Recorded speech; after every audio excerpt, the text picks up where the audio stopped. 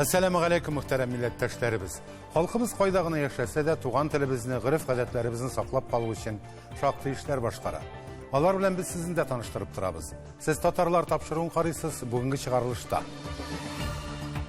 Kazanda bütün Dünya Tatar Kongresi'nin 8. siyazdı var. Onun şiarı biz birge, birdemlikte güç, birdem bulayık. Bizning baxtli yazmışımız özümüzning qo'lda. Pişen Bazarı Festivaline 10 yıl. Qarab görüyorsun bu kişilerning ishlagan ayberlari bek sifatli, bek yaxshi sifat bilan ishlanilgan. Shunga ko'ra Tatarlarda da shunday yaxshi dizaynerlar, shunday yaxshi ishlar tag'inda o'sishini tilab qolaman. Ol Yekaterinburg qonaqlarini Tatar turmushi hem tarixi bilan tanıştırar. И на самом деле, причем тут татары, людей это привлекает. Они приходят, и не обязательно, что это люди, естественно, татарской национальности. Tümende şehir günü hem saban toyu. Uzdurgan şağında her vakit bizning ülkede sıravlar tuvaları. Niçin o Tatarlarga şehir gününde ayrım bayram uzdurga kerak deydi. Ama cevabı bir kısa gına. Bu günlerde Kazan'da zor vakıga. Bütün Dünya Tatar Kongresi'nin 8. siyazdı bara. Anda Rusya'nın 76 tüveginden hem 35, Irak hem yakın şit ilden 1500 delegat katnaşa. 1 avgustda siyazdың 1 отырышы узды, 2 августта Казан Экспо күргәзмә үзәгендә узган пленар утырышта Татарстан Республикасы президенты Рөстәм Миңнеханов та катнашты. Шара Бөтен Дөнья Татар Конгрессының 30 еллыгына багышланган.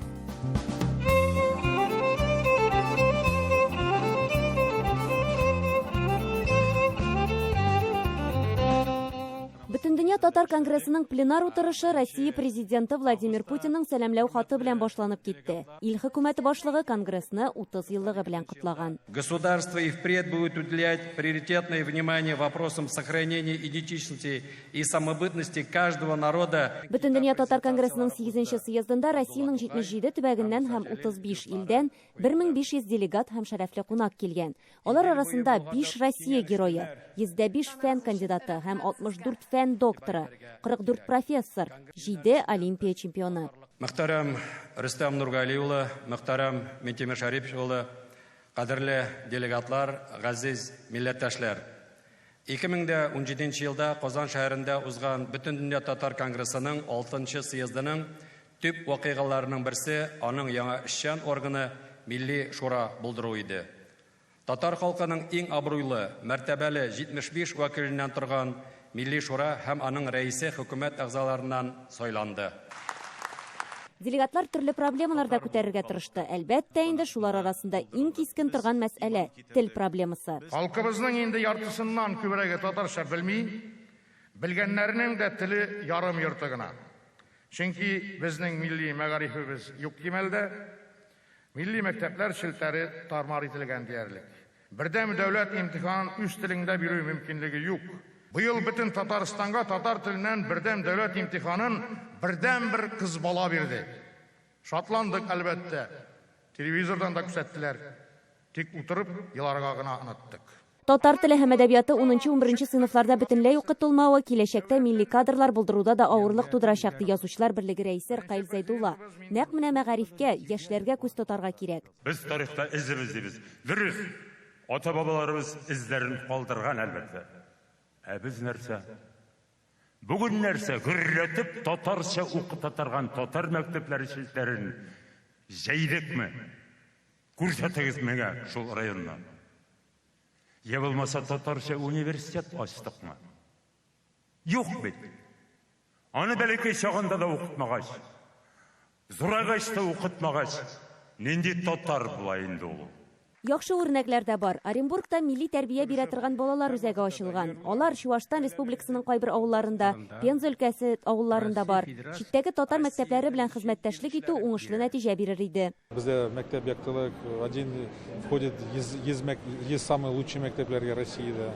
Конгресс белән эшлибез әкрен генә, потому что үзебезне татар телене сакларга кирәк. Сакларга кирәк авылларыбызны. Конгресс безгә булыша алыктан, беткән җитәкчеләр безгә киләләр. Бик яхшы хәзер то, что безне Конгресс цементирует еще җитәкчеләребез белә, өлкә җитәкчеләребез белә, губернаторлар белә. Съезд дәвам итә, делегатлардан кызыклы тәкъдимнәр дә кертелде. Центрда Бауман дигән урам бар. Кем белә шул Бауман кем икәнлеген? Үтенеп сорыйм. Шунда язып қойылсын, мына шу урамны Шаймиевнің өсіміні қойырсын деп.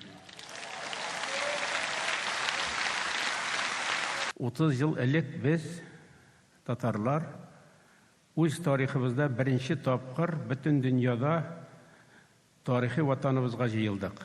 Ул шақта бізге Конгресстің жеңіл жиылу факты һәм рухи бірдәмлігімізді раслау бик мөһим иде.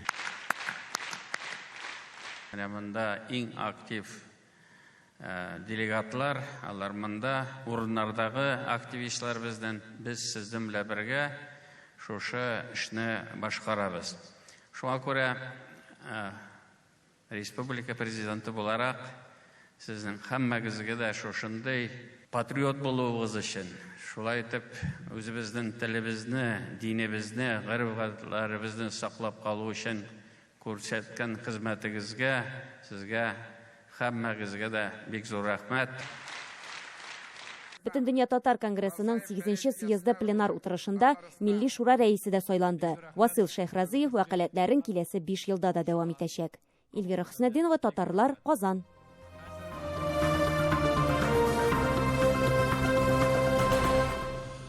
Казанда пишән базары үтте. Әлеге заманча татар мәдәнияте фестиваленә дә инде 10 ел булган. Быелгы чара Идел буе Болгар дәүләтендә ислам дине кабул ителүгә 1100 ел тулуга һәм Татарстанда игълан ителгән цифрлаштыру елына багышланган. Программада дизайн-маркет, балалар һәм уллар өчен остаханәләр, лекторий, театраль променад, экскурсиялар, фотозона, татар чәй өстәле, аудиогид, кино, заманча музыка концерты. Пишән базарының кызыклы мизгилләре Эльвира Хөснетдинова сюжетында.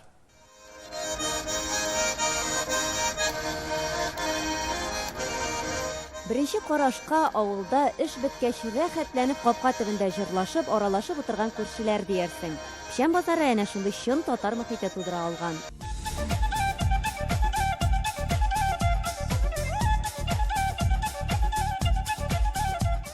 Исәнмесез, нәрсә сайлыйсыз? Нәрсә алырга? Яулык, матур яулык. Үзегезгә сайлыйсыз, исемә дә, апама да, сеңелемә дә. Минем татар орнаментына мәхәббәтем болашактан инде. Әни татар тел укытучысы. Шуңа күрә ул безгә шулай өйрәтте. Татар орнаменты бик матур дип сеңеп калган болашактан.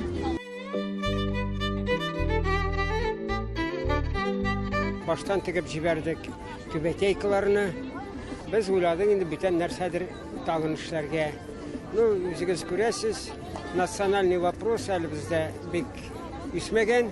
Шуның өчен үзебезнең халкыны тырыштык кием кигезергә. Национальный. Быел пишән базарында 200 дизайнер катнашты. Алар Татарстан районнары Сарытау, Мордовия, Чувашстан, Башкортстан республикаларыннан. 10 ел элек әлеге фестивальне башлап кына җибәргәндә 12 дизайнер булган. Ул вакытта төп максат милли бренд товарларын сатучыларны алучылар белән таныштыру. Истәлекләр бик зур, чөнки үзебез дә оештырып йөргән идек. Менә Солтан мәчете янында Тукай йөзе дип аталган иде ул. Габдулла Тукайның 100 еллыгына багышланган иде ул чара. Бүтән кеше шулай ук шундый 20нче гасыр башы киемнәрендә иде. Хәзер дә менә күрәм, пишән базары тагын да зурайды, тагын да менә ничектер популярлашты. Без үз максатларыбызга ирештек дип саныйм, чөнки безнең төп максат татар киемен модага кертеп җибәрү, күрсәтергә теләдек, татар киемен көндәлек рәвештә дә киеп йөреп була. Узын бәби итәкле күлмәк кию мәҗбүр түгел, берәр аксессуар.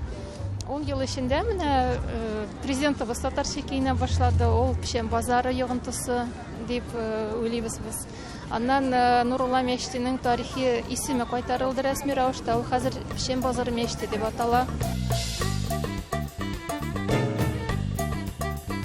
Бүген пишән базарыга инде мин уйладым, милли киемнән килү әйбәт булыр дип. Бу кием мин үзем стилизация иткән кием. Мин үземнең проект бар. Шулай кызларны милли дип әйтгәндә киемгә киендереп фотога төшерәм. Бүтән кеше комплиментлар әйтә, бүтән матур ди. Барыбызда милли киемнәрдә киенеп чыгарга дигән фикерне менә гаилә белән кабул иттек. Менә бу минем хәләл җефетем Гөлфия ханым. Монда 3-4 улым йөри, без бик тә шатбыз. Менә шулай итеп бергә татар халкы белән матур итеп, үзебезнең халык белән милли бәйрәмнәрне үткәрәләбез. Алабугадан инглиз телләрен өйрәнгәч, 2011 елда Тубага киттек. Шуннан бирле яшәп ятабыз инде. Беренче тапкыр монда печән базарына килдек. Бик эше бөтенсе, бик мотор, бик яхшы оештырылган. Рәхәтләнеп йөрибез инде монда. Күңелдә җылы. Гомумән печән базары турында инде күптәннән күзәтеп барган бар һәм ел саен монда катнашучы дизайнерлар һәм катнашучы кешеләрнең саны арту чынлап та сөендерә һәм карап йөрисең, бу кешеләрнең эшләгән әйберләре бик сыйфатлы, бик яхшы сыйфат белән эшләнелгән. Шуңа күрә татарларда да шундый яхшы дизайнерлар, шундый яхшы эшләр тагын да үсүен генә теләп калам. Без Анталиядан килдек, үзебез Казаннан. Анда Анталияда 4 ел яшибез. 4 ел яшибез, шуңа күрә Казанны сагынып кайттык. Шундый матур бәйрәмгә эләктек, печән базарына. Татар телен шулай ишетәбез. Кабан күле янында, мәчетләребез янында, Мәрҗани мәчете, Апана мәчете янында язучылар монда шәхесләребез, алар белән шулай инде кол очрашабыз, сөйләшәбез. Бу безнең өчен бик зур бәйрәм. Чөнки Казан кешеләргә, Татарстанда яшәгән кешеләргә шундый минемчә ул тыелмый татарлык. Чөнки татарлык һәр вакыт аларның янында, алар татарлык арасында торалар.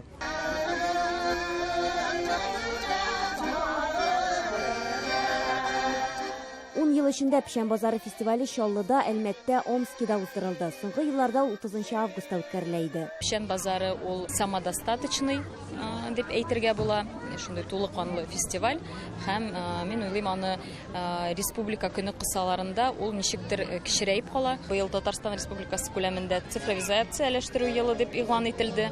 Бездә инде яшьләр ягыннан күп кенә инде интерактив хәрәкәтләр эшләй. Мәсәлән, аудиогид яздырдык. Easy Travel кушымтасында Кабан Тирәли ул аудиогид һәм ул инде киләчәктә дә аны һәрбер Казанга килүче кунак куллана алачак. Быелгы фестивальдә Болгар дәүләтендә ислам дине кабул ителүнең 1100 еллыгына да игътибар ителгән. Әйтик, лекторий мәйданчыгында заманча татар мәчете нинди булырга тиеш дигән сорауга җавап эзләделәр. Тагын бер тема онытылган һәм оныттырылган шәхесләр. Хәтта аларның кайберләрен мәсәлән шушы без танылган дип әйткән кешеләрнең укытучылары булган, аларны ясаган кешеләр име заманында. Ләкин без аларны белмибез. Менә шушы кешеләрне без искә алдык, аларның хезмәтләрен, язмышларын. Бу урында тегермән тора иде. Фатхулла абый, монда электр станциясе булган. Чарада Фатих Амирханның танылган әсәре герое Фатхулла хәзрәткә дә җан өрделәр. Аның белән бергә экскурсиягә барырга, Казан биналары тарихы белән дә танышырга мөмкин иде. Менә мин 92 елда килгәнемдә юлларны төзәтә башладылар, нитә башладылар, кура башладылар. 22 елда бик зур үзгәреш. Казан бик матур. Мин Казанны яратам. Татарстан, Казан безнең әни. Шуңа күрә бик шундый күңелләр белән, ачык күңелләр белән киләбез. Бик шундый надеждалар белән киләбез дә. Һаман сайын Казанга килгәндә әйтәләр бит, татарга Казан ул мусламанга Мәккә шикелле. Шуның өчен куанышыбыз куйныбызга сыймый. Бүген Свердловскидан мин килдем. Алматыдан Свердловскига, Свердловскидан менә ушында. Һәм рәхәтләнеп үз Казанымда йөрим. Шулай ук быел альтернатив музыкага ретро җырлар да башкардылар. Печән базары төрле яшьтәгеләр өчен кызыклы. Балалар мәйданчыгында остаханәләрдә шөгыльләнергә, Сабан туе уеннарында катнашырга мөмкин иде. Чара кич белән генә татар фильмнары күрсәтеп тәмамланды. Эльвира Хөснетдинова, Татарлар, Казан. Хөрмәтле тамашачыларыбыз, сез татарлар тапшыруын карыйсыз. Алга таба безнең программабызда. Ул Екатеринбург кунакларын татар тормышы һәм тарихы белән таныштыра. И на самом деле, причем тут татары, людей это привлекает. Они приходят, и не обязательно, что это люди, естественно, татарской национальности. Төмәндә шәһәр көне һәм Сабан туе. Уздырган чагында һәрвакыт безнең өлкәдә сораулар туалар. Ни өчен татарларга шәһәр көнендә аерым бәйрәм уздырырга кирәк дип. Аңа җавабы бик кыска гына.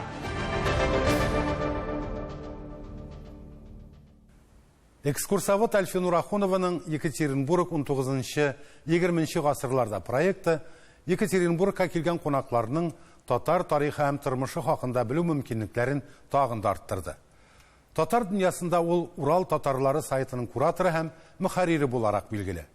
Әлфинур Ахунова төзегән маршрут буйлап инде меңләгән кеше узды. Тулырак алдагы язмада.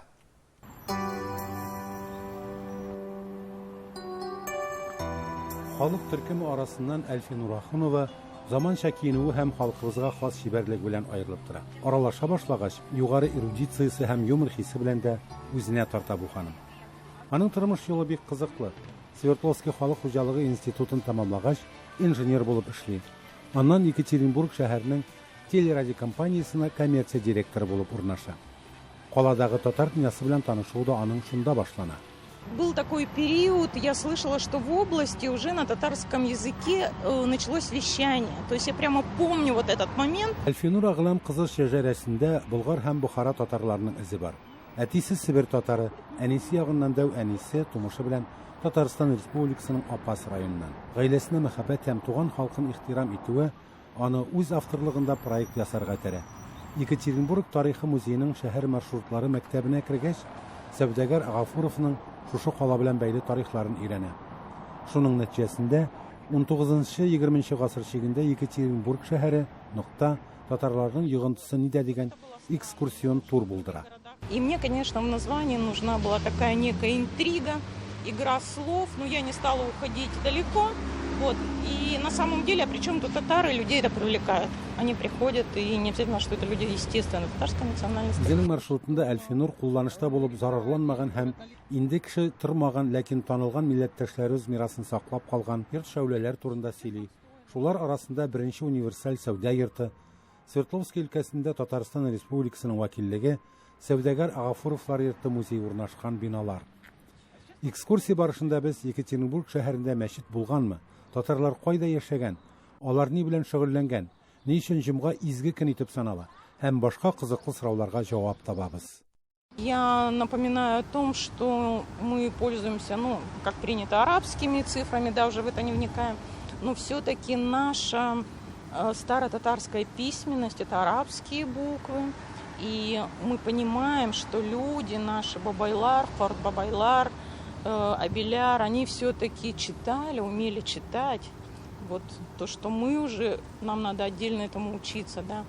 Они вот и Коран читали, и так далее, и так далее. Экскурсияның кульминацион өлеше 19-нчы гасыр төшемле йортларның архитектура һәйкәле итеп саналган Казан кунакханәсе каршында уза. Туган шәһәре татарлары турында мәгълүмат эзләгәндә Әлфинур Ахунова ипләп кенә милләттәшләребез тормышына килеп кушыла. Алай гына да түгел, ул башка кешеләр өчен милли үзаң уятуда юл күрсәтүче булып та формалаша. Инсаф Абдулла, Әлфия Габдушева, Татарлар, Свердловск өлкәсе. Төмәндә Сабан туе бәйрәме күптән гадәт буенча башка төбәкләргә караганда соңрак уза. Милли бәйрәмебезне шәһәр көне белән бергә үткәрәләр. Быел шәһәр 436 еллыгын билгеләп үтте. Бәйрәмгә Татарстан Республикасының Тукай районыннан да кунаклар килде. Төмән һәм Казан халыкларының нәсел дәвамчылары уртак бәйрәмебезне ничек бәйрәм итте һәм киләчәккә нинди планнар кырды? Алдагы язманы карыйк. Быел төмәндә татар халкының милли бәйрәме Сабан туен чәчү эшләре төгәлләнү белән түгел, каланың туган көне белән бәйләп бәйрәм итәләр. Шыңгы Тура шәһәренең варисы Төмәнгә 436 ел тулды. И вот сегодня мы находимся в одной из центральных частей нашего города, в заречной части нашего микрорайона, и говорим о традиции, которая живет уже не первый год. Проводить Сабантуй, национальный татарский праздник, вместе с празднованием дня нашего рождения нашего города. Вторая традиция, которая появилась уже много лет назад, это праздновать этот праздник вместе с нашими гостями из Республики Татарстан. Сегодня у нас в гостях Тукаевский район, те люди, которые приехали к нам. Это несколько десятков артистов, которые сделали так, чтобы этот праздник был действительно настоящим. Татар халкына хас гадәт буенча чара Коръән укудан башлана. Алхамдулиллахи раббил аламин. Ар-рахманир рахим. Сабан туеның бәйрәм өлеше дәртле биюләр һәм җырлар белән башланып китте. Заречный мәдәният һәм ял паркына гаиләләр белән киләләр. Күп кенә төмәнлеләр өчен мондый бәйрәмнәр якыннары белән очрашу, кемдер өчен ата-бабаларыбызның мәдәнияте белән танышу урыны булып тора. Бүгенге бәйрәм бик әйбәт. Безнеке Заречный микрорайонының набережныйында инде бүген үткәрелә. Халкыбыз бик күп, шат. Туган татар теле, яраткан көйләр, җырлар, биюләр, милли киемнәр. Халкыбызның милли мирасын чагылдырган әлеге юнәлешләр матур бизәкләр рәвешендә бер калейдоскопка җыела. Чынлап та менә бу бәйрәмне татарлар, төмәндә торган татарлар көтеп алалар. Уздырган чагында һәрвакыт безнең өлкәдә сораулар туалар. Ни өчен ул татарларга шәһәр көнендә айрым бәйрәм уздырырга кирәк дип. Аңа җавабы бик кыска гына. Гомма 1000 ел элек безнең менә бу Тура елга, яраткан елга буенда татарлар тора башлаган. 1000 ел элек безнең Шимди Тура татар шәһәре корылган. Алай да булса, шуның өчен без менә 500 ел урыслар белән бергә монда яшибез, тату. И менә бу шәһәрнең бәйрәме ул күрсәтә бүгенгә тарихлы татар белән урыслар бу өлкәне күтәрәләр. Әниләр һәм әбиләр концерт караганда балалар уеннар уйнаган арада көчле һәм кыю батырлар үзләрен көрәштә сыный. Җиңүче батырга гадәттәгечә тәкә бүләк иттеләр. Игорь Волобуев татар булмаса да, татар көрәшендә үзен таныткан кеше. Занимаемся мы с детства, поэтому у меня тренеры татары, поэтому это у нас в крови уже бороться по этой борьбе. Быел Себерләргә оештырган бәйрәмгә беренче тапкыр Татарстан Республикасының Тукай районы вәкилләре дә килде. Татар йортын мәйданның нәкъ уртасында урнаштырдылар. Биредә кунаклар татар авылының көнкүреше белән танышты. Ашлык сукты, гүрәнә кисте, каен себеркеләрен үрде, бал җыйды, тамбур тегүе белән чикте, чәкчәк белән сыйланды. Татарстан Республикасының Тукай районы башлыгы Фаил Камаев Себерләргә Татарстан Республикасы президентының юлламасын тапшырды. Артистлар төмәнгә иҗади чыгышларын, эшмәкәрләр һәм осталар Татарстан Республикасының сыйфат тамгасы белән билгеләнгән иң яхшы продукциясын алып килде. Татарстан базарларында сатылган итнең 30% Тукай районыннан. Бәйрәм хуҗалары белән мәдәни һәм икътисади элемтәләр турында фикер алышканда, Себерләргә дә продукция җитәрлек дип ышандырды район башлыгы. Бик кунакчыл, җитәкчелек дөрес итеп. Милләтләргә карата, милләтләрнең Сабантуй бәйрәменә карата мөнәсәбәтен җиткерү миңа бик ошады.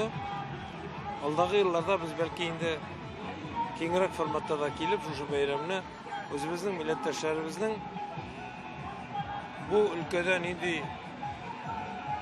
урын тотканнарын күрсәтергә ярдәм итү мөмкинлеге булыр дип исәплим.